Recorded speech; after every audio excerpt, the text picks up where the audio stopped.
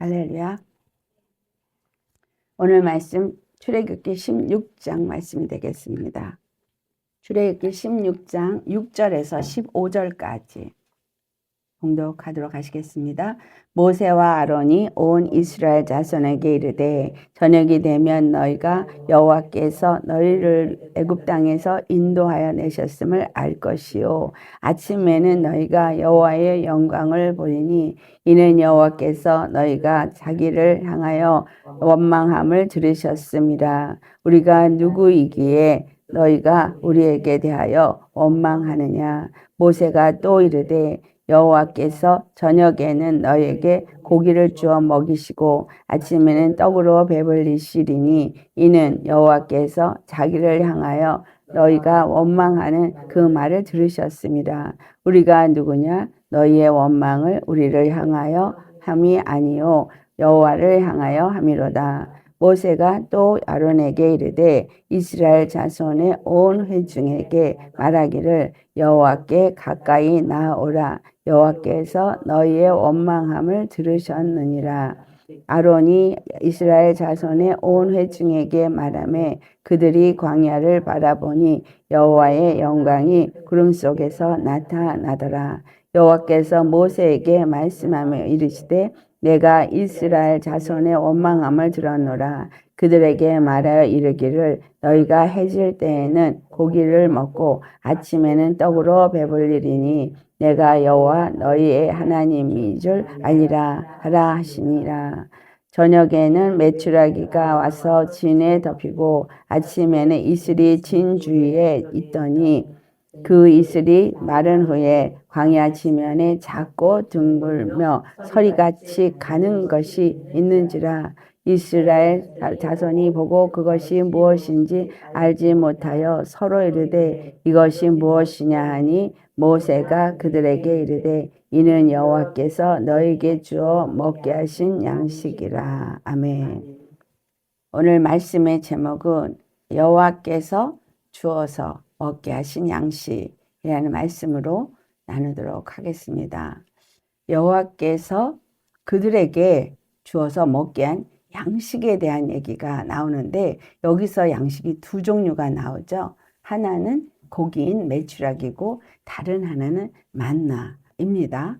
자, 그러면 이것을 통해서 오늘 우리에게 주시는 말씀은 어떤 말씀이냐? 먼저는 이 여호와를 향해서 그들이 원망하였기 때문에 이런 것들이 이루어졌음을 우리가 살펴보길 원합니다. 그들이 여호와를 향하여 원망을 했습니다. 그들은 끊임없이 여호와를 원망했어요. 여호와의 그 구원의 역사를 계속 경험하면서도 끊임없이 원망을 했습니다. 자, 그 원망은 어디서부터 옵니까? 우리 안에서 불평, 불만, 원망 이런 것들이 어떤 때는 입으로 말해서 표출되기도 하지만 어떤 때는 속에 있으면서도 차마 말을 할 수가 없어서 참고 말하지 않는 것도 있지만 그 안에 우리가 어떤 힘든 일이 있을 때마다 어려움이 있을 때마다 원망과 불평이 있습니다. 그런데 여호와께서는 입으로 표출을 하던 마음속에 품던 우리의 모든 것들을 다 보시고 아시고 들으시는 하나님이십니다. 이 이스라엘 자손들이 여호와를 향하여서 원망을 한 것을 주님께서 몇 번이나 반복해서 내가 저들이 원망한 소리를 들었다. 저들이 원망한 소리를 들었다. 계속 말씀하시죠. 자, 주님은 우리의 원망하는 소리를 뱃속에서 해도 들으십니다. 우리를 그 원망한 소리를 듣는다는 얘기는 엄밀히 말하면 어떤 의미를 주고 있어요? 관심이 있다는 거죠. 보고 있다는 거예요. 멀리 떨어져 있으면 원망하는 소리가 들리지 않습니다. 그런데 그 원망하는 소리를 듣는다는 얘기는 눈이 그들에게 고정이 돼 있고 그들에게 초점이 맞춰져 있고 관심이 있어서 늘 바라보고 있다는 것을 말하고 있어요. 이들은 여호와께서 그들과 함께하고 있음을 불기둥과 구름기둥을 통해서 얼마든지 알 수 있었는데 인식하지 못한 거예요. 똑같이 우리들도 여호와의 은혜가 우리 위에 임하여 있는 것을 우리가 알지 못합니다. 여러분, 여호와의 은혜는 믿는 자에게 믿는 것이 아닙니다. 믿지 아니한 자에게도 동일하게 있습니다. 왜냐하면 이 땅에 비가 올 때 비를 내리시고 해를 비춰주시고 그래서 곡식이 있게 하시고 과일이 있게 하시고 악인이든 선인이든 모든 자들이 먹을 수 있는 양식이 되게 계속 해주시고 있습니다. 이것은 바로 주의 은혜입니다. 이것을 바알을 섬기는 자들은 어떻게 생각했어요? 바알이 그렇게 자기네들이 풍요를 줬다 해서 풍요의 신으로 바알을 섬겼고 아세라가 그렇게 해서 풍요해서 자식을 낳게 해준다. 그래서 그들이 바알과 아세라 섬겼지만 실상은 그런 모든 것을 우리에게 주신 이는 여호와 하나님이십니다. 그래서 애굽의 재앙에서 그들이 믿고 의지하고 그들의 바알과 그들의 아세라와 그들의 나일의 신과 그들의 모든 섬기는 신들이 주었다라고 생각한 모든 것을 여호와께서 다 초토화시킨 거예요. 왜냐하면 그거는 여호와가 주신 거거든요. 애굽의 바로에게든 아니면 그 고센 땅에 사는 이스라엘에게든 동일하게 모든 것을 여호와께서 주셨다는 거예요. 우리가 알아야 되는 것은 이 시대에 여호와는 우리에게 동일하게 모든 것을 주셔서 우리가 누리면서 살아왔다는 거예요. 그런데 사람들은 여호와께서 주신 것을 감사치도 아니하고 그분께 영광을 돌리지도 아니하고 오히려 그것을 허망하게 만들어서 오히려 사람들이 개발한다고 하는 것들이 사람에게 독이 되게 하는 일을 끊임없이 해오고 있다는 거예요. 그러니까 여호와께서 주신 것을 망쳐서 여호와께서 우리의 건강하도록 먹게 한 이 땅의 모든 음식은 다 약이죠. 약재료라고 하죠. 풀이든 뿌리 음식이든 모든 것은 약재료가 되게끔 다 해놨습니다. 그래서 무엇을 먹으면 뭐가 유익해, 무엇을 먹으면 뭐가 유익해라고 하면서 그동안 우리가 살아왔는데 요즘은 어때요? 요즘은 아니라고 말하잖아요. 왜 아니라 그래요? 이전에는 그걸 그냥 사과도 껍질째 먹을 수 있었는데 이제는 농약 때문에 안 돼. 막 이런 얘기를 할 만큼 하나님이 주신 것이 은혜로 주셨는데 그걸 사람들이 악으로 바꿨다라는 것을 우리가 알아야 합니다. 그렇다면 이것은 보이지 아니하는 영들의 역사가 이 모든 것을 그렇게 바꾸고 있고 사람들을 여호와 하나님의 그 복에서부터 벗어나게 한다는 거죠. 하나님이 주시는 것을 완전히 더럽힌다라는 것을 우리가 볼 수 있습니다. 그런데 그들에게 지금까지 오면서 주님께서 부족함이 없도록 모든 걸 주었음에도 불구하고 이들이 계속 불평을 했는데 이 불평이 어떻게 해서 일어났는가가 민수기 11장에 나옵니다. 민수기 11장 4절에서 5절 한번 찾아보시겠습니다. 같이 봉독합니다. 그들 중에 섞여 사는 다른 민족들이 탐욕을 품음에 이스라엘 자손도 다시 울며 이르되 누가 우리에게 고기를 주어 먹게 하랴. 우리가 애굽에 있을 때에는 값없이 생선과 오이와 참외와 부추와 파와 마늘들을 먹은 것이 생각나거늘. 여기서 누구 때문에 불평불만이 시작됐어요? 그들 중에 섞여 사는 다른 인종들. 애굽에서 출애굽해서 나올 때 많은 잡족이 그들과 함께 나왔다고 기록이 되어 있었습니다. 그래서 그 다른 잡족들은 뭐냐? 다른 인종들인 거예요. 근데 다른 이 인종들이 그들 속에 섞여 있으면서 그들은 여호와를 알지 못하니까 끊임없이 자기 탐욕으로 원망을 하기 시작한 거예요. 뭔가 이스라엘 그 자손을 따라서 나오면 뭔가 복된 어떤 것을 만날 줄 알았는데 광야를 통과하니까 이들이 원망을 하기 시작했다는 거예요. 이 원망은 탐욕에서 올라온다는 것을 말하고 있고 첫째는 탐욕에서 올라왔고 두 번째는 이스라엘에게 이 모든 것들이 뭐예요? 전이가 돼서 그들도 똑같이 원망을 했다라는 거예요. 그리고 그 같이 원망을 하면서 애굽에서 우리가 고기도 먹고 바닷가에서 고기를 생선을 잡으니까 값없이 생선도 먹고 자기네들이 농사지어서 오이와 참외와 부추도 먹었는데 이제는 여기 오니까 그런 것들을 먹을 수가 없다는 불평으로 시작하게 된 것이죠. 이들이 하고 있는 불평 참 이것이 혼자 불평한 것이 아니라 더 나아가서는 우리 본문 7절을 보면 모세 아론을 향해서 불평을 합니다.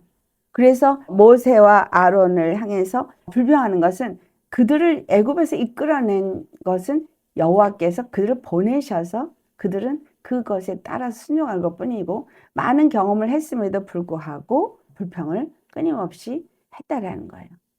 그래서 모세가 이제 여호와께 기도를 하는 것이 민수기 11장에 나와요.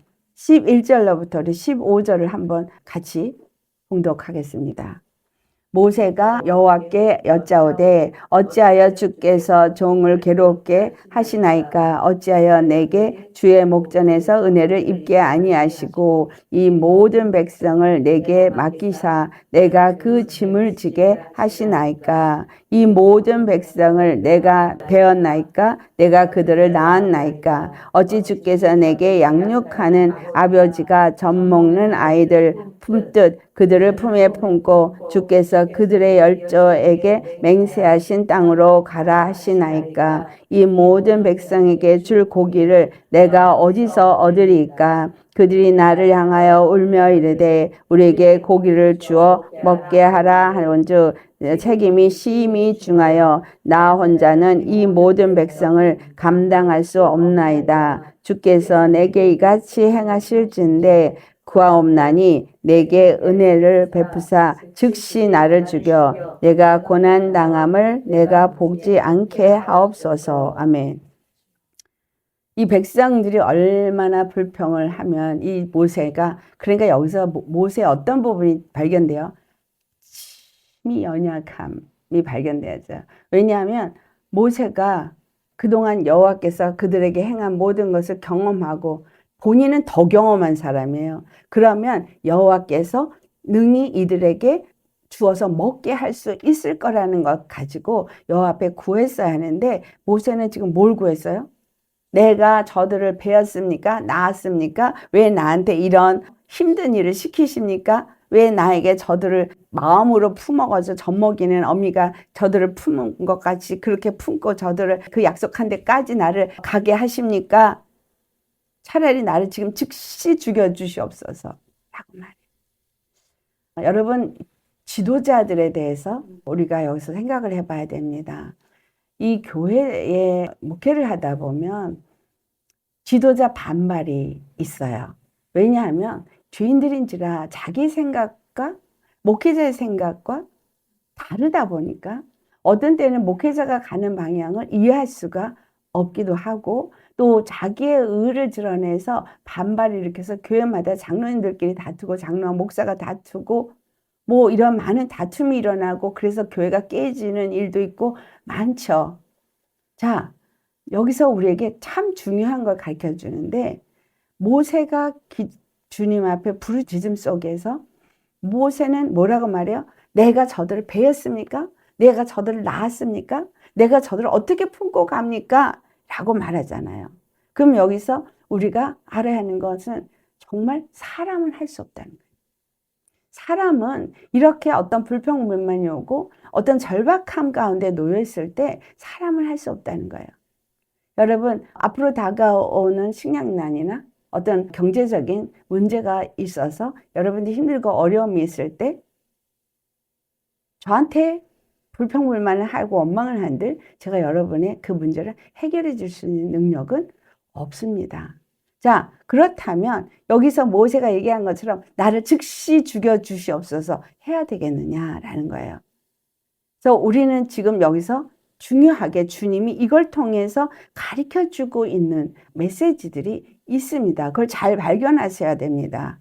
그것이 뭐냐면 또 모세하고 아론을 향해서 원망한 이것은 뭐를 향해서 원망한 거라 그래요? 여호와를 향해서 원망한 거라고 합니다. 자, 모세가 여호와 앞에 지금 부르짖은 것도 원망이에요. 그렇죠? 자, 백성들이 원망한 것을 내가 그대로 또 원망하는 거예요.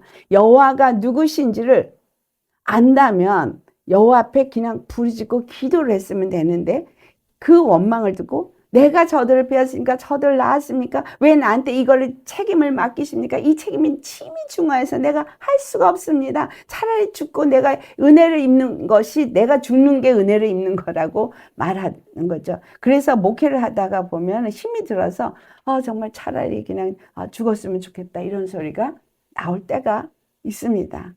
근데 이게 바로 인생의 연약함의 모습입니다. 그러니 탐심으로 불평하고 원망한 사람들, 이 탐심이 그러면 여기서는 어떤 잡족들, 어떤 다른 인종들의 얘기지만 이것은 우리 심령 안에서 불평불만이 오면 어떤 걸 말하는 거예요? 내 안에 있는 탐심, 내 안에 있는 죄성, 이것이 불평불만, 원망을 일으킨다는 거예요. 근데 불평불만, 원망이 일으키는 거를 믿음으로 잡지 않으면 그 다음에 이스라엘 자손도 같이 불평불만, 원망하고 울었던 것처럼 믿음의 사람도 믿음이 없어지고 그것에 사로잡힌다는 거예요. 그러니까 육적인 것에 초점이 맞춰지면 혼적인 부분이 지배를 받고 혼적인 부분까지 지배를 받으면 영적인 부분에서도 지배를 받게 되어집니다. 자, 이게 뭐냐 하면 우리 육체는 영의 지배를 받게 됐어요. 영이 혼을 지배하고 혼이 육을 지배하게 되어 있습니다. 그래서 내 안에 있는 원래 내가 가진 죄성의 탐욕이 역사를 하면 마귀의 영, 그죠? 그 영이 역사를 해서 내 생각 속에서 내 마음 속에서 불평불만이 오르니까 입에서 불평불만을 말해버린 거예요. 근데 이렇게 되어지면 여기서 끝나는 게 아니라 이것이 믿음의 사람을 갉아먹어서 우리의 영이 있는데 그 영에 하나님의 영이 지배를 완전히 해준 게 아니라 이러한 사단의 영이 점점 더 강하게 지배를 하면서 그것이 더 나의 생각과 마음을 지배하고 육체를 더 지배하게 된다는 거예요. 그러면 그것이 교회 다니는 사람들 가운데서 그게 일어나는 불평불만 원망이 그렇게 해서 일어나잖아요. 그러면 그것이 인플루언스, 옆에 있는 사람들에게도 해서 당을 지어서 같이 목회자를 대적하는 거예요. 그래서 목회자들을 망하게 만드는 이유가 뭐냐면 성도들이 그렇게 육적인 것을 추구하다 보면 목회자들은 뭐야? 육적인 것에 맞추어서 설교를 하는 거야. 그러다 보니까 결국은 생명을 얻지 못하고 그들이 원하는 것을 주기 위해서 여호와께 구하게 된다는 거죠. 차라리 내가 죽는 게 낫겠습니다 라고 말한 모세가 같이 되어버리는 거예요. 누가 이렇게 모세를 만든 거예요? 바로 원망한 그들이 그렇게 만든 거예요. 그래서 주님이 그 모든 원망은 목회자를 한 것이나 모세를 한 것이 아니라 여호와를 향해서 한 것이라는 거예요. 왜냐하면 그 상황을 주신 것이 여호와이기 때문에. 그 상황을 허락하신 이가 여호와입니다. 근데 그 상황을 왜 허락했느냐? 분명하게 우리에게 신명기 8장 2절에서 3절 말씀이 답이에요. 저들이 내 말을 지키는가 아니 지키는가? 오직 떡으로만 살 것이 아니라 여호와 입에서 나는 말씀으로 사는 것인가? 이걸 보기 위함인 거예요. 그래서 우리는 끊임없이 모든 문제 속에서 말씀을 붙잡아야 돼요. 말씀을 붙잡아서 그 말씀 속에서 불평불만 원망을 하는 이 탐욕을 지배를 해야 되는 거예요. 하나님의 영의 말씀으로 내 영이 더욱더 강건해지면 그 사단의 영을 지배하게 되고 그리고 굴복시키게 되니까 내 혼적인 부분에서도 생각과 마음이 내 뜻이 오직 주님을 향해서 가게 되고 그 육적인 탐욕을 따라가게 되지 않는 건데 그것을 이기지 못하면 탐욕이 더욱더 강성해져서 오히려 나만 그렇게 되는 게 아니라 불평불만이 입으로 뱉으니까 옆에 있는 사람들도 그냥 그런가? 그러고 가다가 갑자기 그러네. 고기도 못 먹고 생선도 못 먹고 부추도 못 먹고 그렇게 돼버린 거예요. 그러니까 이 입을 뱉은 게 뭐가 돼요? 남도 더럽히게 돼요. 나만 더럽힌 게 아니라 옆에 있는 사람도 더럽히게 되어지는 거예요. 자, 그래서 우리가 이러한 불평불만을 하면 될까요? 안 될까요? 안 돼요. 이거는 누구를 향한 불평? 여호와를. 자, 그런데 여기서 두 가지 양식을 주님께서 허락합니다. 이스라엘 자손들의 그 불평불만한 소리를 들으시고 여호와께서 두 가지 양식을 주시는데 여기서 15절에 말씀한 거예요. 여호와께서 너에게 주어 먹게 하는 양식이라 라고 했는데 저녁이 될 때와 아침이 될 때 두 종류로 나뉘어져요. 자, 저녁이 되면 처음에 6절을 보면 너희를 애굽에서 인도해냈음을 알게 될 것이다 라는 말이 먼저 나와요. 저녁이 되면 고기를 먹게 할 거야가 먼저 나온 게 아니라, 그렇죠? 애굽 땅에서 인도해 내셨음을 알게 될 것이다. 그러면 우리는 여기서 뭘 생각해야 돼요? 애굽 땅은 노예된 땅이에요. 근데 노예됐던 땅에서 저녁이 되면 너희가 나와서 있음을 알게 된다. 너희를 이끌어낸 구원한 것을 알게 될 것이다 라는 말을 하십니다. 그러면 저녁의 의미는 어떤 의미가 될까요? 저녁의 의미는 어둠의 세상이 지배하고 있는 때를 의미하잖아요.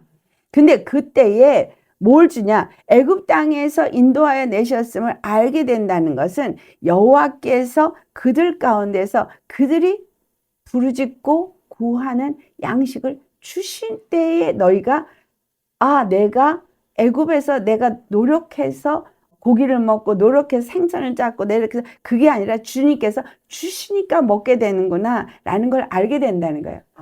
애굽에서 나온 너희는 여호와께서 공급하시는 힘으로 산다는 것을 알게 된다는 것인데, 근데 그때 그 저녁에 고기를 주어서 먹게 하는 이것은 그들이 이 땅에서 애굽에서 먹던 고기를 원했기 때문에 주는 음식인 거예요.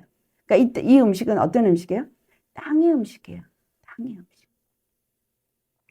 자, 우리가 주님은 이 땅에서 우리가 음식을 먹어야 될 것을 압니다. 그런데 주님은 마태복음 6장 33절에 뭐라 그랬죠? 너희는 먼저 그 나라를 구하라. 그러시면서 이 땅에서 우리가 무엇을 먹을까? 무엇을 마실까? 무엇을 입을까? 이런 거 염려하지 말고 구하지 말라 그랬어요. 근데 이들은 애굽에서 내가 고기를 먹었는데 그 고기를 내가 못 먹네. 애굽에서 정말 내가 생선도 막 공짜로 먹었는데 값없이 먹었는데, 그렇게 불평불만한 걸 들으시고 주께서 이제 그들에게 저녁에 양식을 주신다. 근데 그 양식이 뭐냐? 메추라기예요. 자, 고기를 주어서 먹게 하시는 이 땅의 음식을 주시는데 중요한 것이 있습니다. 여호와께서 그들에게 원하는 대로 해줄 때에 고기를 주어 먹게 하는데 그게 저녁에는 메추라기가 와서 진에 덮일 것이라고 13절에 앞에 부분에 말합니다. 그러면 이 부분이 또 민수기 11장을 가보시겠어요? 어떻게 메추라기를 날아오게 했는가? 우리 31절로부터 32절까지 우리 같이 봉독합니다. 바람이 여호와에게서 나와 바다에서부터 메추라기를 몰아 진영 곁 이쪽 저쪽 곧 진영 사방으로 각기 하루길 되는 지면 위 2규빗쯤에 내리게 하신지라. 백성이 일어나 그 날 종일 종야와 그 이튿날 종일토록 메추라기를 모으니 적게 모은 자도 10호멜이라. 그들이 자기들을 위하여 진영 밖 사면에 펴 두었더라. 아멘.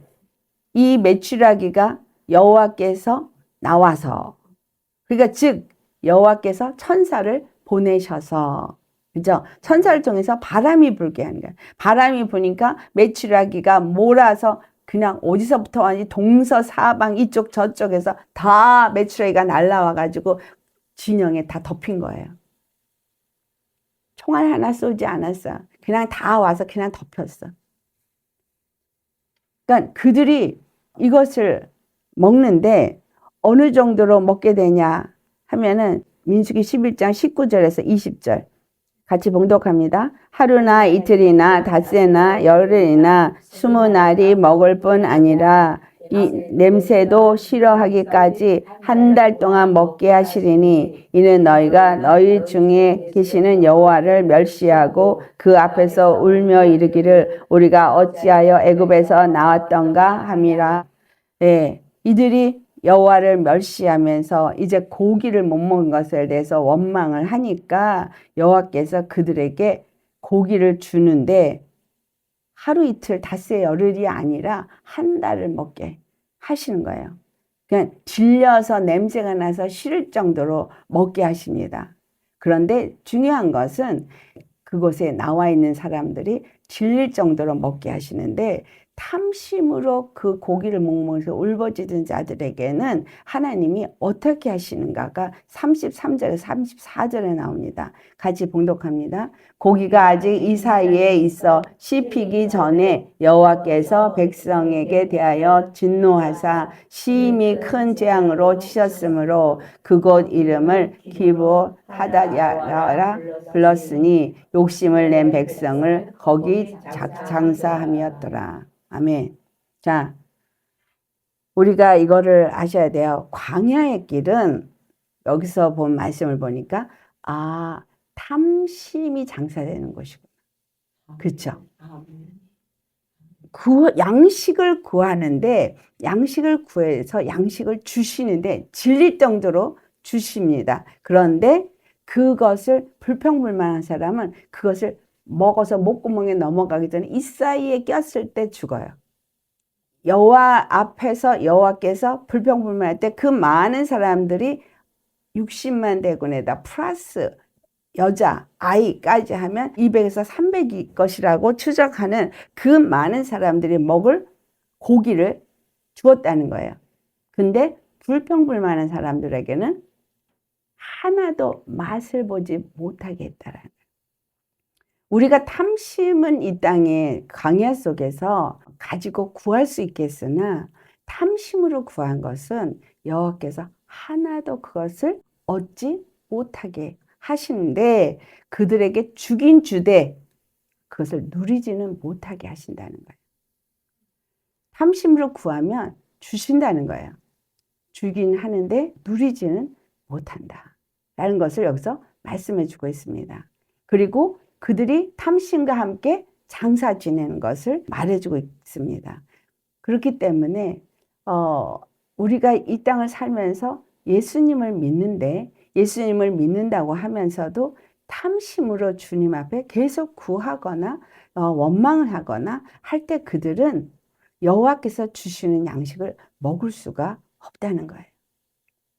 그리고 그 탐심과 함께 그들은 죽임을 당하게 됩니다. 그렇다면 구원을 받은 그들이 구원을 얻는 길에서는 멀다는 거예요. 구원을 얻지 못한다는 거예요. 그래서 구원은 한 번 구원은 영원한 구원이 아니라 구원은 잃어버릴 수 있다라는 거예요.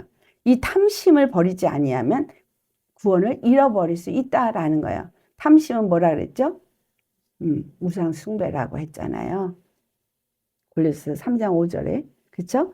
탐심은 우상 숭배이기 때문에 하나님을 믿지 아니하고 자기의 욕심, 탐심, 이 정욕을 구함으로 인해서 그것에 의해서 죽게 되어진다라는 것을 말씀해 주고 있습니다. 그래서 여호와인 것을 너희가 알리라 라고, 출애굽에서부터 너희가 애굽에서 나온 것을 너희가 알리라 한 것처럼 여호와께서 그들에게 그 필요한 것을 공급하시는 것은 알게 된다는 거예요. 그럼 여러분, 우리는 예수님을 믿는 자로서 이 세상에 살고 있으나 세상에서는 사실상 나온 사람들이에요. 그럼 나온 사람들에 대해서는 필요한 것을 주님이 땅의 양식을 주신다는 것을 여기서 말해주고 있습니다. 근데 땅의 양식을 주시되 불평하거나 탐욕을 구하는 사람은 그것을 누리지 못하고 죽게 되어진다는 걸 말해주고 있다는 겁니다. 그러니까 주님이 주신다는 거예요? 안 주신다는 거예요? 주신다는 거예요. 그래서 먼저 그 나라와 의를 구하라고 하시는 것은 나머지 이 땅에서 우리가 먹어야 되고 필요한 건 주신다는 거예요. 그러니까 구하지 않아도 주신다는 거예요. 자, 두 번째로, 아침에는 여호와께서 그들에게 영광을 보이리라고 말씀하세요. 그랬죠? 예. 자, 아침에는 여호와의 영광을 보리라 하신 말씀은 도대체 무슨 말씀일까요? 아침에 보게 될 여호와의 영광은 하늘로부터 보내주신 양식을 보게 된다는 거죠. 여러분, 하나님의 영광을 보는 것에 끝날까요? 아니면 그 영광을 누리는 것까지 가야 될까요? 네, 여기서 아침에 보게 될 여호와의 영광은 하늘로부터 우리에게 양식이 내려진 거예요. 근데 이 양식에 대해서는 요한복음 1장 14절에 분명하게 뭘 말해요? 말씀이 육신 되어서 우리 가운데 거하시매 우리가 그의 영광을 보니, 그죠? 영광을 보니 말했어요. 예, 아버지의 독생자의 영광이요 은혜와 진리가 충만하더라. 예수님이 이 땅에 말씀이 육신되어 오신 것을 보니 그것이 하나님의 영광이라는 거예요. 스스로 사시는 생명의 영광을 우리가 보았다라는 겁니다. 그러면 그 영광을 보았을 때 어떻게 되어지느냐? 요한복음 6장에 그 만나를 가지고 예수님께서 뭐라고 말씀하십니까? 요한복음 6장 32절과 33절을 우리 같이 찾아서 봉독해 보도록 하겠습니다. 예수께서 이르시되 내가 진실로 진실로 너에게 이르노니 모세가 너희에게 하늘로부터 떡을 준 것이 아니라 내 아버지께서 너희에게 하늘로부터 참 떡을 주시나니 하나님의 떡은 하늘에서 내려 세상에 생명을 주는 것이니라. 예. 그래서 영광을 본다는 얘기는 곧 하나님의 생명을 보게 되었다는 것이고 하나님의 생명을 먹는 양식을 주신다. 그래서 우리에게 주시는 생명을 말해주고 있다는 거예요. 자, 요한복음 6장 35절을 또 읽겠습니다. 예수께서 이르시되 나는 생명의 떡이니 내게 오는 자는 결코 줄이지 아니할 터이요 나를 믿는 자는 영원히 목마르지 아니하리라. 네, 예수님이 누구시기에? 자, 51절 나는 하늘에서 내려온 살아있는 떡이니 아멘. 사람이 이 떡을 먹으면 영생하리라. 내가 줄 떡은 곧 세상의 생명을 위한 내 살이니라 하시니라.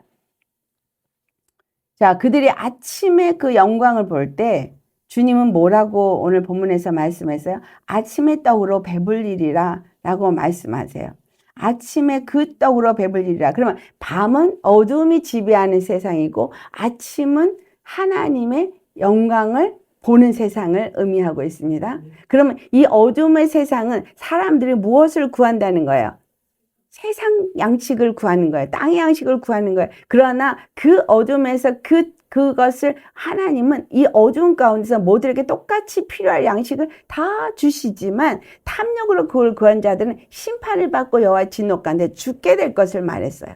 그런가 하면 아침이 되었을 땐 여호와의 영광을 보리라 할 때 그 영광을 보는 것이 이제 보니 그 하늘에서 내려온 그 만나는 모세가 준 것이 아니라 아버지께서 하늘로부터 주신 것이고 그것은 뭐에 대한 예표이냐? 예수 그리스도가 영광으로 이 땅에 오실 것이니까 우리에게 그 생명을 줄 양식으로 오실 것에 대한 예표였구나 라는 걸 볼 때 자, 예수님이 오시기 전은 뭐였어요? 어둠이었어요. 그리고 예수님이 오신 이후는 아침입니다. 그렇다면 예수님이 오시기 이전에 어둠 속에서 어떤 일이 있는가를 볼 때에 그 로마의 집권 속에서 그들이 고통했지만 그들에게 필요한 모든 것들은 주님이 다 주셔서 그때까지 먹고 살았습니다. 구하지 않았어도 먹고 살았어요. 그러나 예수님이 오셨을 때 예수님은 십자가에 죽으시고 부활하셔서 뭘 했어요? 이 탐욕으로 세상을 지배하는 이것들에 대해서는 심판을 내리셨다는 거예요. 사실 우리 눈에는 예수님을 십자가에 못 박은 바리새인이나 대제사장이나 서기관들이 심판을 받아 죽은 걸 보지는 않았어요. 그러나 그들은 자기 탐욕에 의해서 이미 죽은 자가 된 거예요. 아시겠습니까? 그렇다면 지금 이 땅에서 우리가 살고 있는 이 시점에서 본다면 예수님이 오신 때부터 마지막 때이긴 하지만 아직 죽으시고 부활하셔서 하늘로 올라가시고 이제 다시 오실 때까지 이 땅은 무슨 때라서 신랑을 빼앗긴 때예요. 신랑이 빼앗긴 때는 밤이라고 했어요.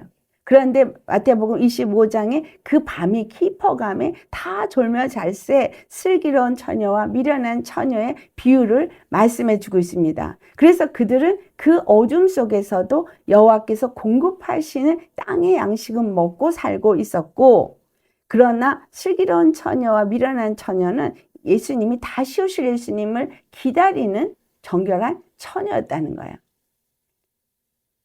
기다리는 처녀들은 아침을 기다리고 있는 거죠. 그런데 그 밤에 신랑이 오셨다는 거예요.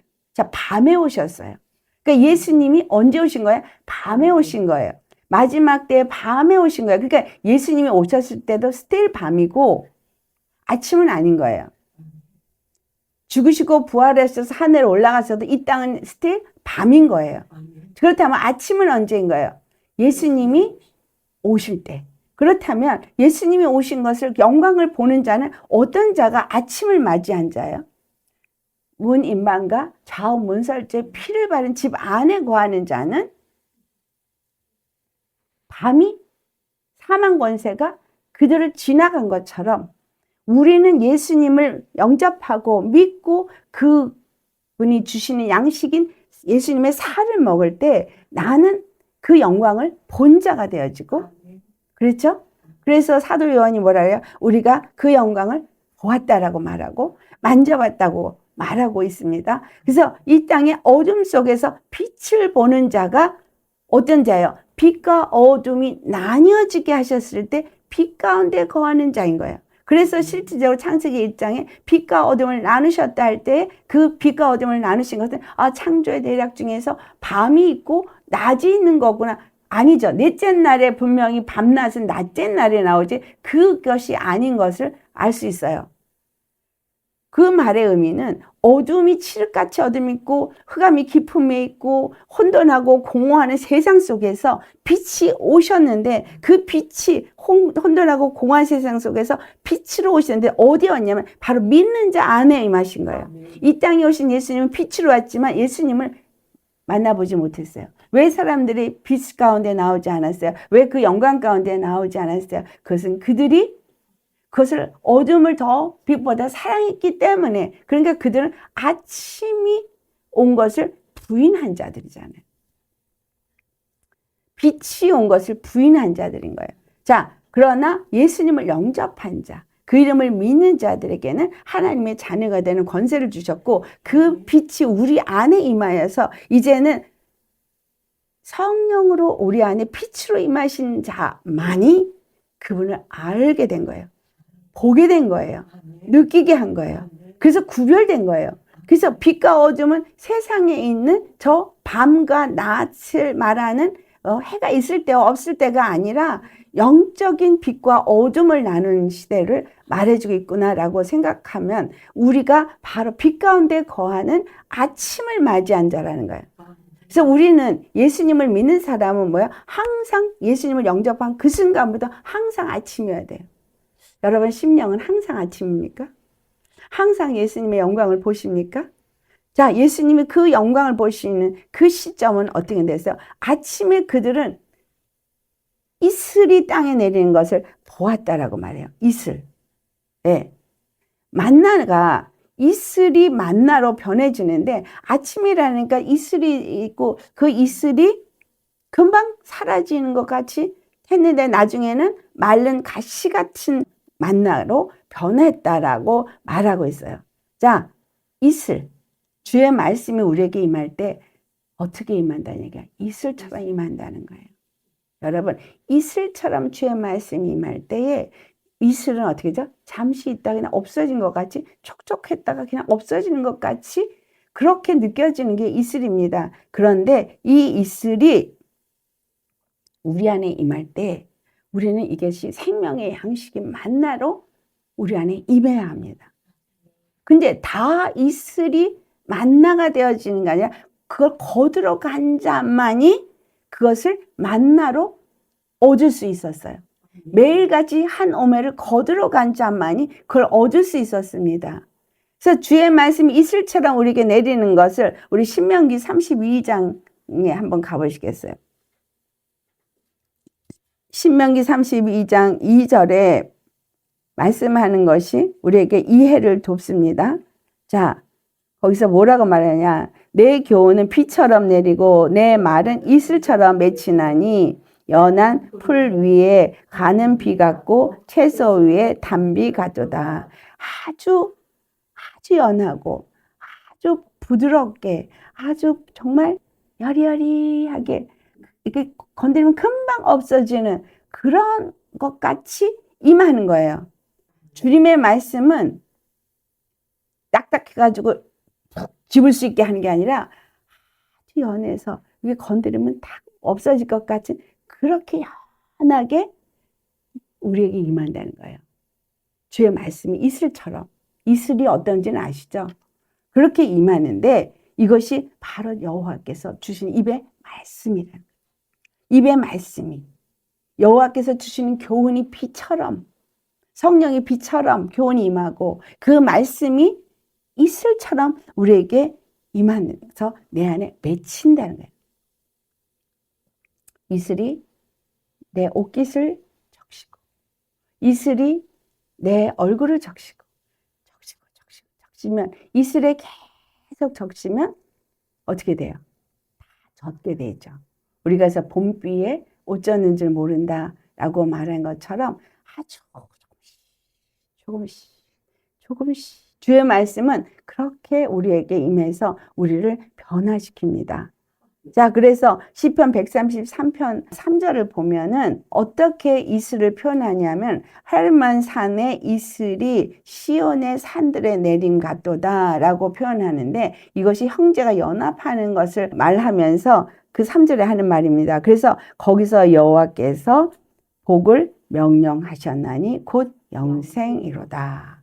예, 이슬이 헤르몬 산 저 꼭대기, 이스라엘의 저 꼭대기에 있는데 지금 이 헤르몬 그 헐몬산이라고 말하는 이것이 지금 시리아가 지배하고 있다가 다시 지금 이스라엘 거를 지금 최근에 다시 되찾은 곳이 이 헐몬산이에요.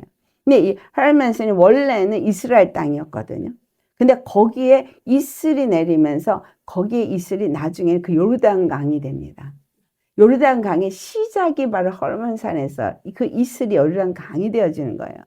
그래서 그 헐몬산에 내린 이슬은 여호와께서 여기서 말한 것처럼 이스라엘에 내리는 그 이슬과 같은 단비의 말씀인 거예요. 하나님의 말씀이 이슬처럼 그에게 단비처럼 내려가지고 그것이 맺혀서 결국은 성령의 그 흐름이 요단강이 되어져서 갈릴리 땅에 무수히 많은 물고기들이 살게 되는 갈릴리 바다가 되는데 그게 더 내려가서 이 땅과 함께 섞여버리니까 그게 짠물이 되어져서 사해가 되어버려서 물고기 한 마리 살 수 없는 곳이 되어져 버리고 그 아래는 진펄과 개펄이 있는 곳이 되어졌습니다.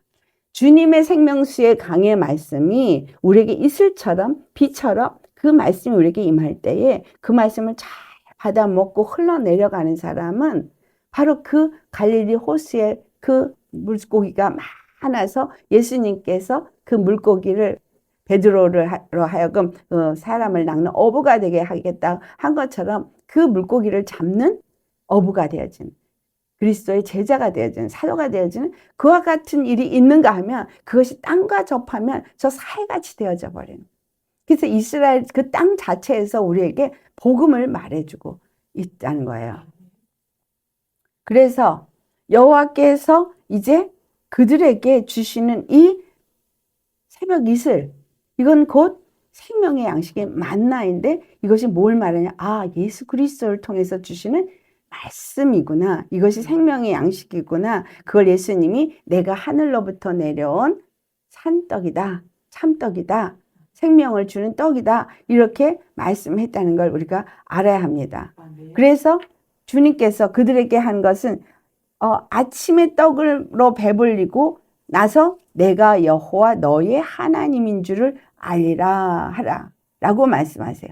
자, 어떻게 하고 나면 아침에 떡으로 배불리고 나면 여호와 하나님인 것을 너희가 알게 된다라는 거예요. 자, 우리가 오늘날 지금 예수님이 아직 오지 않으셨지만 이제 곧 오십니다. 예수님이 오시면 아침이에요.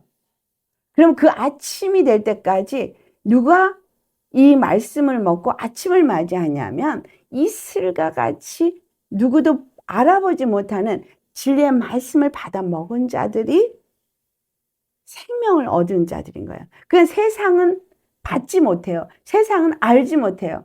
그래서 사도 바울이 고린도전서 2장 14절로부터 한 말씀이 육체의 사람은 성령의 일을 알지 못한다 그랬어요. 그렇죠?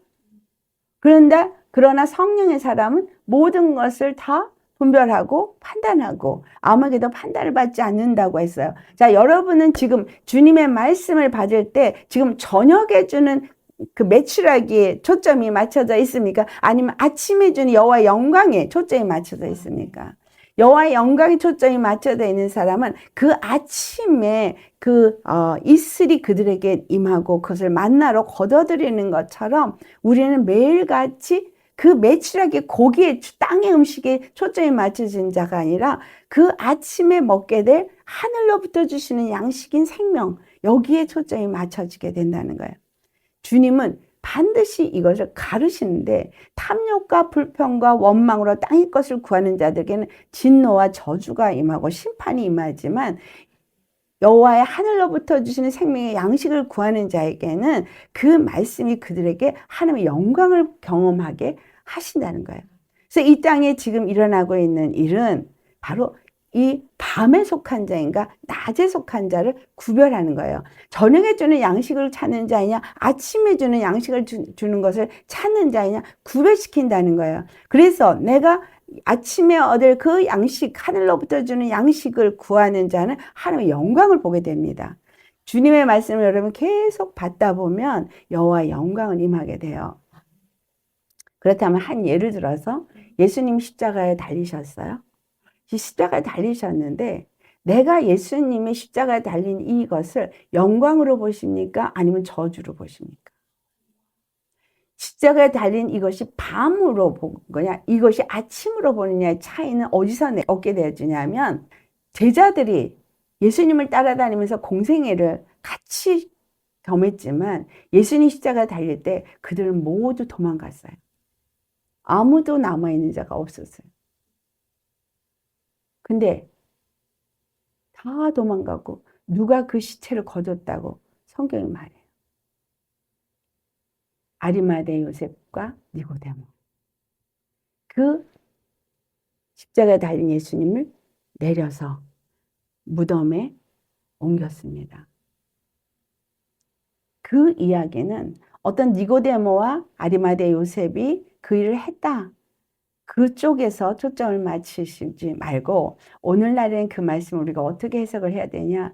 내가 예수님이 십자가에 달리신 채로 그분을 두고 있느냐 아니면 그분이 무덤에서 나와서 그 빈 무덤으로 옮기는 일을 한 사람이냐를 생각해 보셔야 합니다. 자, 무덤은 두 종류가 있어요. 우리가 생각할 때 그 아리마대 요셉이 준비한 무덤은 빈 무덤이에요. 그 빈 무덤은 부요한 자가 자기를 위해서 무덤을 준비한 것인 것처럼 있지만 실질적으로 아리마대 요셉도 예수님의 제자였거든요. 근데 그 제자도 니고데모도 마찬가지인데 이들이 드러나지 않은 숨은 공예인으로서 숨은 제자였었어요. 드러나지 않은 제자예요. 그리고 아리마대 요셉은 빈 무덤을 준비해 놓은 자였었어요. 자기는 그것을 자기를 위해서 준비한 줄 알고 했을지 그건지 모르겠지만 바로 예수님을 모시기 위해서 준비해 놓았다는 거예요. 주님이 그를 통해서 준비케 해놓은 거예요. 근데 우리가 이 무덤, 그러면 한국말로 말하면 다 무덤이어서 참 구별이 안 돼요. 그래서 영어로 제가 얘기를 할게요. 영어로는 그 빈 무덤은 뭐라고 말할 수 있냐면 톰이라고 말할 수 있어요. 또 다른 무덤은 뭐냐면 그레이브라고 말할 수 있어요. 자, 그러면 그 빈 무덤은 톰이라는 얘기는 무덤은 무덤인데 빈 무덤이고 새 무덤이고 아무도 들어가지 않은 돌을 파서 만든 무덤이에요. 자, 예수님이 거기에 누웠어요. 그렇다면 그 예수님을 십자가에 달아둔 게 아니라 내려오게 했죠. 내려오게 해서 거기다 장사를 지낼 때 니고데모가 향을 갖다 놓고 장례를 두 사람이 치렀지 제자가 지르지 않았어요. 자, 그렇다면 제자들과 이 니고데모나 이 아리마대 사람 요셉이 도대체 뭘 의미할까요? 라고 본다면 이 니고데모나 아리마대 요셉 같은 사람은 마지막 때 숨겨놓은 제자를 의미합니다. 자, 마지막 때 숨겨놓은 제자가 무엇을 하느냐 하면 진정 예수 그리스도가 부활하실 수 있도록 모든 것들을 준비하는 자인 거예요. 무덤으로 그를 인도했는데 아무도 사람이 들어가지 않은 무덤이에요. 그것은 깨끗한 무덤이에요. 그리고 그 무덤은 지금도 뭐죠? 누구도 장사를 지내지 않는 빈 무덤으로 살아남아 있고 예수님이 거기서 부활하셨어요. 자, 그렇다면 여러분 심령에 여러분은 톰입니까? 그레이브입니까? 라고 우리가 생각을 해야 돼요. 자, 예수님이 내 안에 그 십자가에 죽으신 예수님이 그냥 죽어서 계속 묻혀 있으면 그레이브예요. 톰은 부활하신 무덤이에요. 내가 예수님을 어떻게 믿으십니까? 예수님이 십자가에 죽으셨다고 맨날 울고 그냥 십자가에 저주받은 자로 그냥 계속 두고 있어요. 그리고 나는 예수님이 내 죄를 사해줬다라는 것도 누리지 못하고 있고 내가 모든 저주와 사망에서 이겼다는 것도 생각하지 않고 여전히 죄 가운데서 고통하고 있어요. 그럼 여러분은 예수님을 십자가에 그냥 달아놓은 자요. 여러분은 스틸 어디에 있냐? 그레이브, 무덤에 있는 자예요. 거기는 죽은 자들이 있는 곳이에요. 죽은 자들이 있는 곳이 그레이브예요. 살아난 자가 있는 곳은 톰이에요. 무덤은 있는데 그 무덤에서 살아났어요. 자, 그러면 다른 예화로 이 톰을 어떤 식으로 우리가 이해할 수 있도록 표현할 수 있냐면 여러분 하나님께서 뭐라 하냐면 선악을 여기에 있는 생명나무는 다 먹어도 돼. 에덴 동산에 있는 모든 실과를 먹어도 돼. 그런데 선악을 알게 하는 나무 실과는 먹지 마라. 너희가 이거를 먹는 날에 정령 죽으리라. 여기서 정령 죽으리라는 뭐예요? 무덤이에요. 그죠? 무덤. 그런데 이 무덤에 누가 대신 죽었어요? 예수님이 대신 죽고 부활했어요.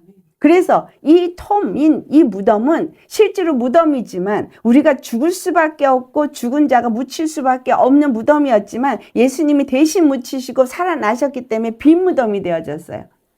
여러분의 심령 속에서 나의 죄와 저주와 사망이 예수님 안에서 죽고 예수님 안에서 살았으면 나는 뭐예요? 산 자예요. 여기 죽음이 없어요. 사망이 없어요. 영광이 있어요. 생명의 양식을 먹는 자예요. 그러나 내가 선악을 알게 하는 나무 실과를 먹지 말랬는데 먹었어요. 먹고 나니까 진짜 죽어버리잖아요. 그러면 그레이브예요. 사망. 죄의 값은 사망이니까 완전 죽는 그 그레이브에 들어가는 거예요. 오늘 예수님을 믿는 많은 사람들이 그 빈 무덤인 톰에 있는 자가 아니라 그레이브에 들어간 사람들이 너무 많은 거예요. 이해가 되시겠어요, 이거? 네.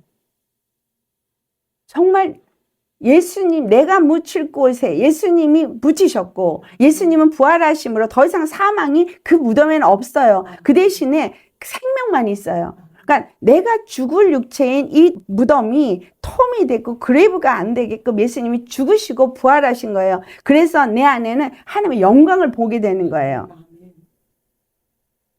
예수님은 보잘것없이 왔어요. 이슬로 오셨어요. 하지만 하나님의 영광이에요. 그 영광을 내가 받아들이면 나는 아침이 온 거예요. 밤에서 구별된 거예요. 그리고는 그 다음에 생명의 양식인 그 예수님을 통해서 준 십자가 복음의 말씀을 계속 받아 먹으니 이것은 내게 생명의 떡이 되어져서 광야를 통과하는 동안에 계속 그것을 먹는 자가 되는 거예요. 저주받는 메추라기를 구하는 자가 아니라 정말 이 생명의 떡을 구하는 자는 이 땅의 양식을 염려하는 자가 아니라 바로 하늘로부터 주시는 생명의 양식 때문에 늘 심령이 부유한 자다라는 거예요. 이해가 되세요? 그러면 이러한 자들이 행할 일은 앞으로 뭐냐? 바로 아리마대 요셉과 니고데모가 한 것처럼 예수님이 살아나도록 그분을 전달하는 자가 되는 거예요. 아멘. 그분이 십자가에 달리시고 죽으신 것을 전달하는 거예요. 이게 뭐예요? 복음이에요. 그는 죽으셨다. 십자가에 죽으셨다. 그러나 무덤에서 살아나셨다. 그래서 영혼들에게 복음을 전하는 이런 자가 뭐냐면 바로 새벽 이슬과 같은 청년인 거예요. 이 사람들이 이 마지막 때에 바로 쓰임받을 남은 자인 거예요. 자, 우리 남은 자에 대해서 미가서 5장을 찾아보시겠어요? 미가서 5장 7절. 야곱의 남은 자는 많은 백성 가운데 있으리니 그들은 여호와께로부터 내리는 이슬 같고 풀 위에 내리는 단비 같아서 사람을 기다리지 아니하며 인생을 기다리지 아니할 것이며. 자, 사람이나 인생에게 기대하고 기다린 사람이 아니라 오직 여호와로 말미암아 만족하는 사람. 예수 그리스도를 통해서 주신 말씀으로 만족하는 사람인 거예요. 그래서 그들은 그 말씀 때문에 이 땅 가운데서 이슬과 같은 자인 거예요. 자, 9절 말씀. 미가서 5장 9절. 자, 내 손이 내 대적을 위해 들려서 내 모든 원수를 진멸하기를 바라노라. 이런 사람들은 주의 말씀을 갖고 하나님의 권능을 가지고 원수들을 다 대적하는 거예요. 아멘. 여러분 안에 이슬이 있습니까? 주의 말씀이 있습니까? 그것을 매일같이 걷어먹고 계십니까? 그런 사람은 정말 그 원수를 이기는 자인 거예요. 자, 우리 한 군데 더 찾아보겠어요. 스가랴서 8장 11절과 12절. 만군의 여호와의 말씀이니라. 이제는 내가 이 남은 백성을 대하기를 옛날과 같이 아니할 것인즉 곧 평강의 씨앗을 얻을 것이라.